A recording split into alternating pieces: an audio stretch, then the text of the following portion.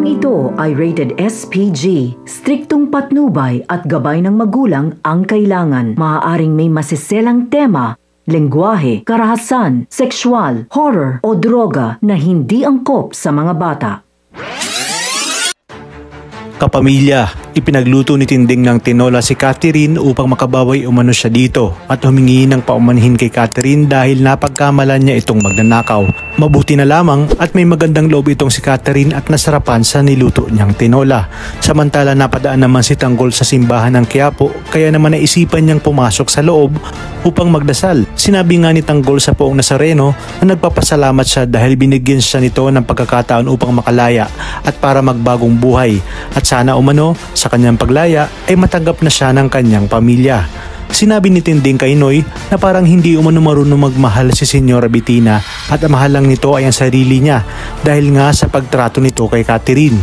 Sa kabilang banda nagtungo na nga si Tanggol sa kanilang lugar at nakita siya ng mga tambay. Sinabi nga ng mga tambay kay Tanggol kung alam na ba ni Rigor na laya na siya at tatanggapin naman kaya siya ng kanyang tatay Rigor kapag umuwi siya ng bahay nila, lalo na umano itong si David na mainit sa kanya. Sinabi nga ni Tanggol na ang kanyang lola Tinding lang at si Santino ang kanyang kasundo sa kanilang bahay.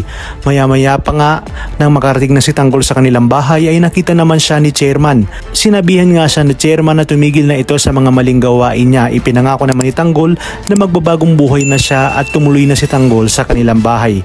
Samantala habang sa pwesto naman nila Tess ay sinabi sa kanya ng isang tindera na nakalaya na si Tanggol. Kaya namang gulat na gulat si Tess at tinanong nga nito kung papaano nilang nalaman na laya na nga ang kanyang anak na si Tanggol. Dito nga ay sinabi ng mga ito na nakita nilang papasok ng sandima si Tanggol. Kaya naman agad nitong sinabi kay Santino na kailangan nilang bumalik upang maunahan nila si Tanggol na makauwi ng bahay at dali-dali nga sila ni Santino na umuwi. At nang makaakyat na nga si Tanggol sa kanilang bahay ay narinig ni David ang boses ni Tanggol. Kaya dito ay agad niyang kinuha ang baril hanggang sa pagtulungan nga si Tanggol lang mag-ama. At ang mga dapat nating abangan. Huli na nga ang lahat ng dumating sina Santino at Marites. Kaya naman walang nagawa si Tanggol kundi umalis na lamang at sumama nga ang loob sa kanyang nanay Tess dahil hindi man lang siya nitong nagawang ipagtanggol sa kanyang tatay Rigor. Habang si Roda naman ay pinairal na ang pagiging matapobre dahil daw sa marami na siyang ipon at pera na di kalaunan ay maho-hold up sa Quiapo kung saan si Tanggol ang mapagbibintangan. Sa mansyon naman ng mga kabalyeros ay kinausap na ni Senyor Facundo sina Marcelo at Dante at nabalitaan niya umano na isa lang ang nakalaya sa mga taong sinasabi ni Marcelo.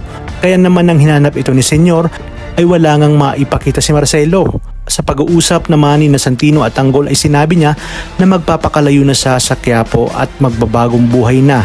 Gagawin niya umano ang lahat para magpayaman at sisiguraduhin niyang babalikan niya sina Rigor at David.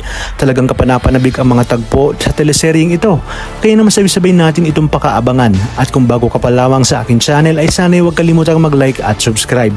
Pinutin ang notification bell para updated kayo palagi. Maraming salamat sa inyong panonood at hanggang sa muli, kapamilya.